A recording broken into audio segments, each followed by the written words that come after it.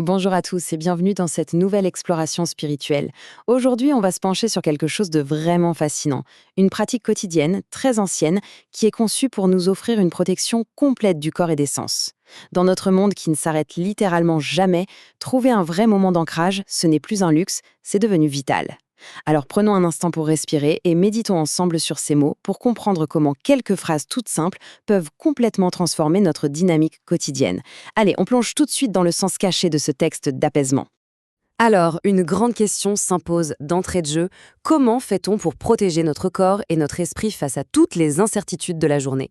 C'est une interrogation qui résonne en chacun de nous, n'est-ce pas? Dès qu'on ouvre les yeux le matin, notre cerveau est souvent envahi par le stress, la to-do list interminable, l'imprévisible. On cherche tous une parade contre les coups de fatigue physique, la charge mentale ou même les angoisses matérielles. Eh bien, ce qu'on va décortiquer aujourd'hui, c'est une méthode de protection globale. Un véritable bouclier, en fait, qui ne se contente pas de calmer notre esprit, mais qui agit comme une armure pour notre intégrité physique et spirituelle. Abordons notre première partie, l'ancrage du matin et du soir. Il faut savoir que dans la tradition prophétique, ces périodes de transition, comme l'aube et le crépuscule, sont absolument cruciales. Ce ne sont pas juste des changements de lumière.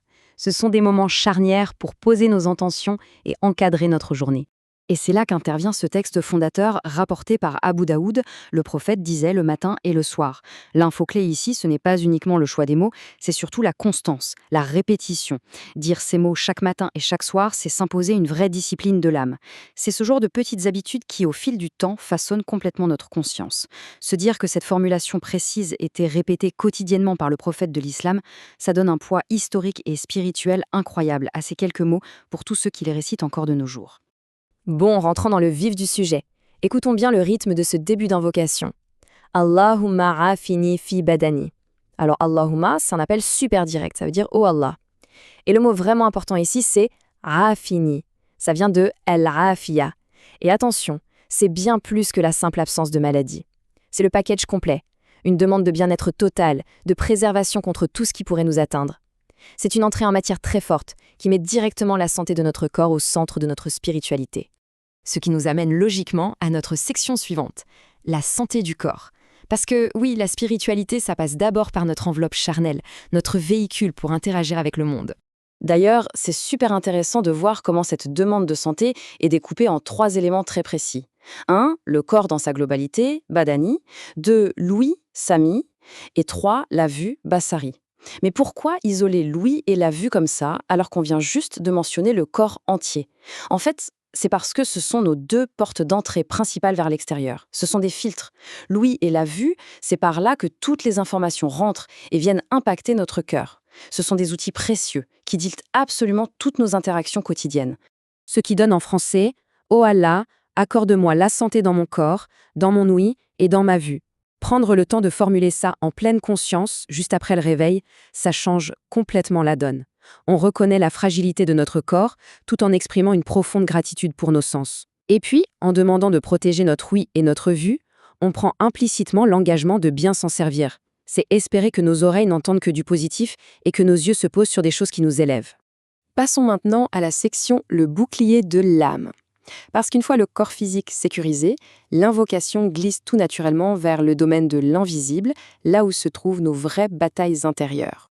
Et là, on a un contraste qui est juste saisissant. D'un côté, on a la santé physique, le tangible, avec l'ouïe et la vue, et de l'autre, hop, on bascule vers la santé spirituelle, où on cherche un bouclier contre des peurs existentielles hyper profondes, comme la perte de la foi ou la pauvreté matérielle. Ça nous montre bien qu'on est un tout. Un corps en pleine forme, mais rongé par l'insécurité financière ou le vide spirituel, ça reste très vulnérable. L'invocation a vraiment tout prévu, elle couvre tous les angles. Mais comment fait-on le lien entre le physique et le spirituel? Eh bien, la clé de voûte, c'est cette phrase centrale, « La ilaha illa ant », qui se traduit par « Il n'y a de divinité que toi ». C'est le pilier absolu, le tawhid. Cette phrase, c'est comme un refrain qui vient tout ancrer. On demande la santé corporelle, puis on affirme que Dieu seul peut l'accorder. On demande la protection de l'âme, et on réitère cette même vérité. Ça permet de placer notre espoir non pas dans le hasard, mais dans une force bienveillante infiniment plus grande que nous. Regardons d'un peu plus près les 3 menaces contre lesquelles on cherche refuge. Premièrement, la mécréance, al-koufr. Deuxièmement, la pauvreté, al-faqr. Et troisièmement, le châtiment de la tombe, adhabi al-kobr. C'est quand même fou de voir la pauvreté matérielle placée juste à côté de la mécréance spirituelle, non? En y réfléchissant, c'est très logique. La précarité extrême, ça peut générer tellement de désespoir que ça finit par ébranler nos croyances et nous révolter de l'intérieur. Se protéger de la pauvreté, c'est donc une manière de protéger sa propre foi. Et puis, la mention de la tombe, c'est le petit rappel nécessaire de notre destination finale, parfait pour calmer notre ego. En français, ça nous donne « Ô Allah, je cherche protection auprès de toi contre la mécréance et la pauvreté, et je cherche protection auprès de toi contre le châtiment de la tombe. » Prenons 2 secondes pour laisser le poids de cette phrase s'installer. C'est littéralement demander une sécurité totale. On demande à ne pas devenir aveugle dans notre cœur. On demande à éviter ce besoin matériel humiliant qui nous rend dépendants des autres. Et on demande la paix pour l'après. C'est un bouclier mental vraiment redoutable pour avancer dans la vie avec sérénité. On arrive à notre dernière section, bâtir notre routine quotidienne. Car comprendre les mots, c'est bien, mais les vivre au quotidien, c'est encore mieux.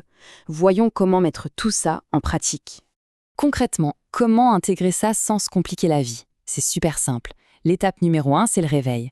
Avant même de scroller sur un écran, avant de laisser le chaos du monde entrer dans notre tête, on prend 3 grandes inspirations et on récite ces mots.